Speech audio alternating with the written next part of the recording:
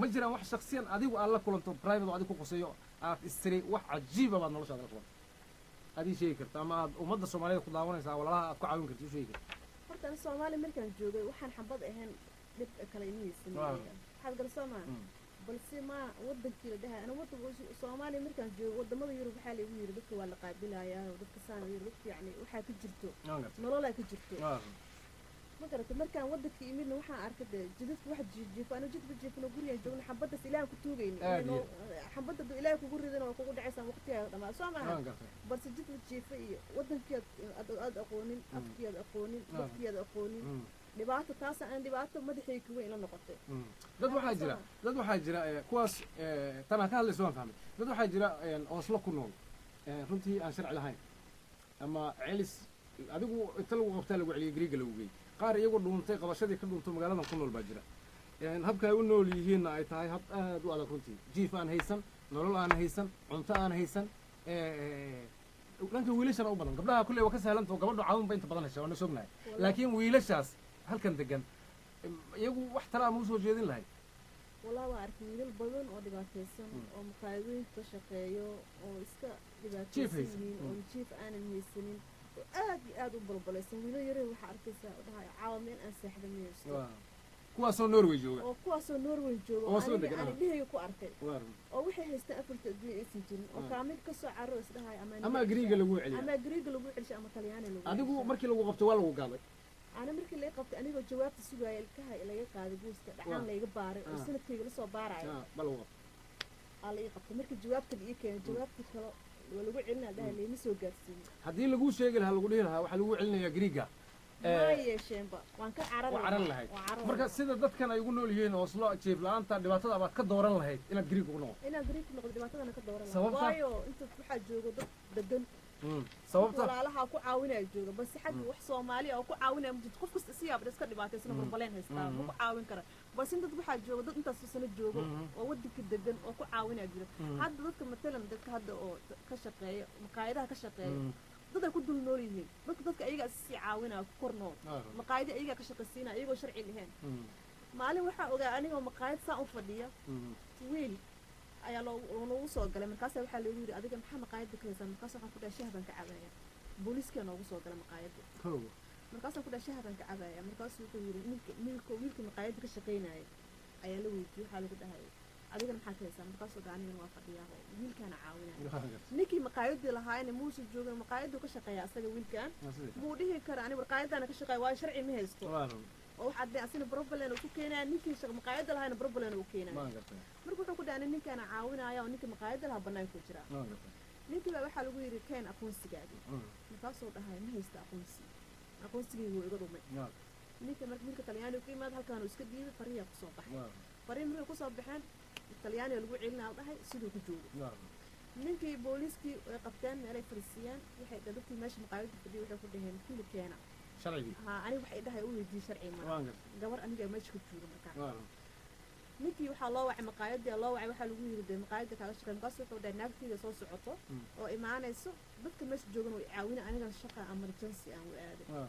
سيدي أقول كل وقع المقايد الموجودة سيدي البوليس وقفتي طلياني ولا دكتورة طلياني كمية waxaad naga soo wici kartaan 2 3 4 eber 8 eber dadka Soomaalida idaacaddan daawanaya hadii ay jirto cid caawin karta ama shaqo haysa ama dajin haysa ama iskale kambaniyo ama shaqooyin iyo caawin haysa gabadha Soomaalida iyadu shaqaraadiska ka soo iman doonta waqooyiga waxaan filayaa khadka telefoonka inuu saxmayo aan filayo su'aal live inuu qof noogu soo galaan inaan isku dayno waxaan ku weydiin lahaa nasay su'aalaha la soo qorayo halo miyaa lagu jiraa khadka telefoonka halo waxaan filayaa dhageyste isagoo su'aal qabay ama waxna weydiin lahaa inuu khadka telefoonka soo galay ku soo noqo dib haddii allaha awoodda la raali ka noqdo waxaan isku daynaa inaan is maqalno waxaan filayaa dhanka farsamada ayaa hawl adag laga wadaa ku soo celiya telefoonka haddii aan ku weydiiyo su'aal nasraay uu soo qoray dhageyste lagu magacaabo nimco waxay leedahay walaashay waxaan maqlay dadkii soo tahriibay guud ahaan wiilal iyo gabdho in runtii aad loo kufsi inuu ka dhacay wiil iyo gabar baan la kala reebin maxaad ka ogtahay gariiga ha noqoto dhexda ha noqoto hab noocaas ayaa la sheegay annagu kulley dhaqan ahaan dee wiil la kufsaday ma maqlay laakiin gabdha waanu maqalnay ma jirta arrimahaas ma laga hadlaa Greega in qofka wiilashii markay gaajo hayso ama gabdhihii gaajo hayso isticmaalku aad u badan yahay ma jirtaa way jirtaa dad abkaadooda cadada halkee ku nool yihiin kuwa dadka soo tahriibada kuwa badda waxay iiga sheekeen badda markay soo tahriibayaan ee saxarada soo marayaan aad iyo aad gabdho waxay ii sheegeen dhaheen waxaan cabninaa weyne aan soco weyne kaadideen aan cabno arrintaas aad iyo aad ula yahay waa naxay arrintaas aad iyo aad iyo aad ugu naxay arrintaas adigu marka nasiib baad leed baas leed haddaad Greega un ay tahay arrintaadu ana arrinteedu waxay ku ekeed Greega ma jirtaa kufsi iyo dhibaato loo geysto dumarka Soomaalida ee Greega ku nool wallahi aniga binadarti yani ana aniga kuma ana maqal maadana maqal ku arkay iyo gabdho sheegayo oo heblaay waa la kufsaday iyo kaadideena cabna iyo dhibaataan marna iyo dhahay waa maqlay aniga bas wax la kufsaday indhahayga kuma ana waa run miyaanu haynaa qof khadka telefoonka ku jira maay waxaan filayaa idaacaddan afka Soomaaliga laanta maqal dadka daawanaya ay nala socdaan inaan wareysi maanta la yeelanay Nasra Xuseen Maxamuud oo iyadu ah gabar ku nool Soomaali dalka Norway kaasoo ka tirsan qayb ka mid ah kaamanka lagu xaroodo ama qaxootiga lagu hayo iyagu ka mid ah dhanka waqooyiga booqasho gaabanna ku timi magaalada Oslo iyadu shaqo raadisa nolol raadisa deegaan raadisa marka haddii su'aalaha aad qabtaan waxaad noogu soo diri kartaan khadka telefoonka idinkoo isku dayaya ama anagoo isku dayayna dhanka farsamada in la xaliyo arrinta telefoonka waxaan filayaa bal mar kale aanu fiirino in lagu jiro khadka telefoonka hallow miyaad maqlaysaa waxaan filayaa weli khadkii telefoonka ayaa cilad ka jirta waa soo qori kartaan su'aalaha habka qoraalka annagu waxaan isku dayaa inaan akhriyo khadka telefoonka miyaa lagu jira miyaa laga maqlayaa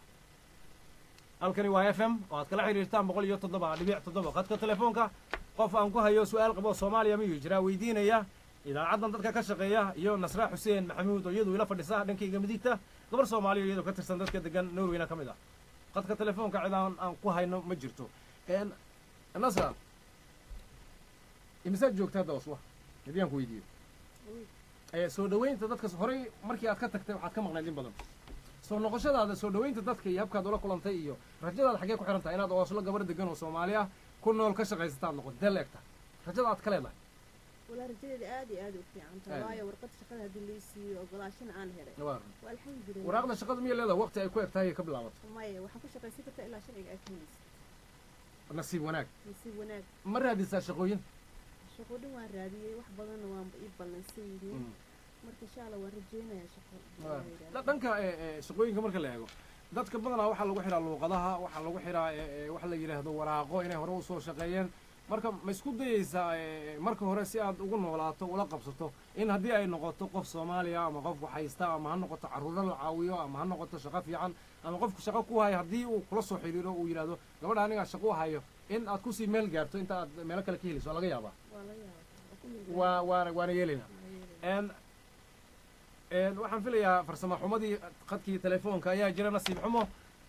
waxaad soo qori kartaan habkii qoraalka ahaa ee waraaqihii aan halkan ka akhrinayay annagoo gudbin doona markaa habka su'aalaha aad u soo qortaan annagoo rajaynayna markaa su'aalaha soo qoraysaan inay ahaadaan kuwa xadaysan oo ku saabsan kuna dheehan aadannimada ama su'aalaha saxan oo aad weydiinaysaan gabadhan walaashiina idaacadda live-ka u fadhisay iyadoo ka hadlaysay arrimaha guud ee dhibaatooyinka Soomaalida ku haysta dalka Norway dibadaha dalka Greega iyo kuwa badda soo maray Liibiya kuwaasoo maanta qaar ka mid ah ay ku sugan yihiin dalka Norway annagoo xasan oo ahaa nin degan dalkan waqooyigiisa kala xiriiri lahayn khadka telefoonka kaasnoo isna noo sheegi lahaa arrimo ka duwan kuwa run ahaantii Nasra haysto ah isagu mid soo maray baddii meesha ay ka hadlaysay ay lahayd dad baa waxay sheegeen kaadida la cabo marka aad baan runtii ugu faraxsanaan lahaa inaan telefoonka xasan oo aanu kugu helno ma nasiib wanaagsan waxaan la joogtaa Nasra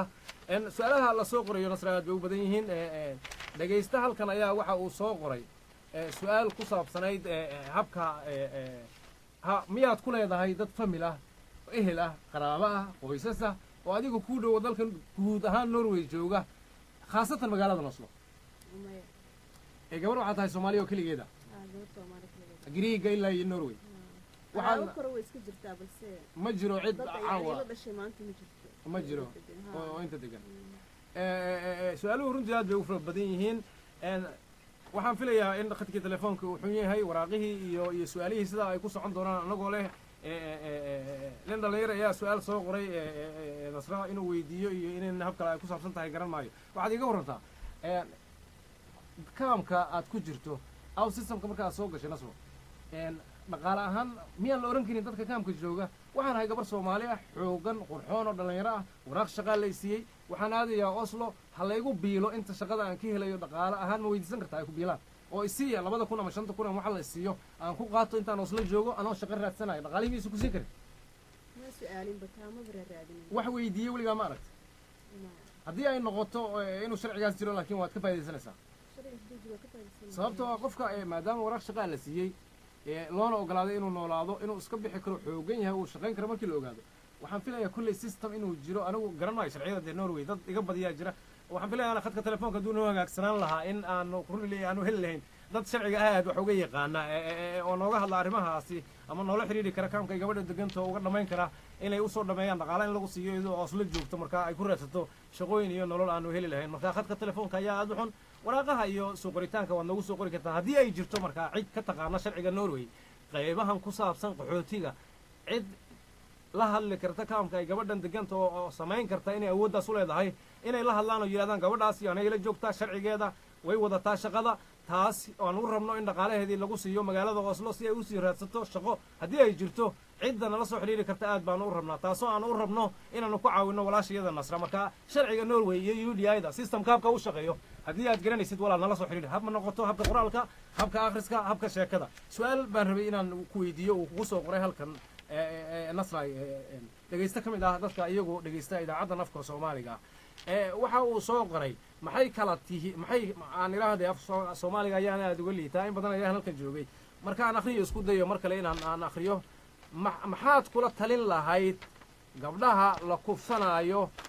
iyo dadka soo taariibaya ee hadda Soomaaliya jooga dhageystaha waxa la yiraahdaa magaciisa Jaajumo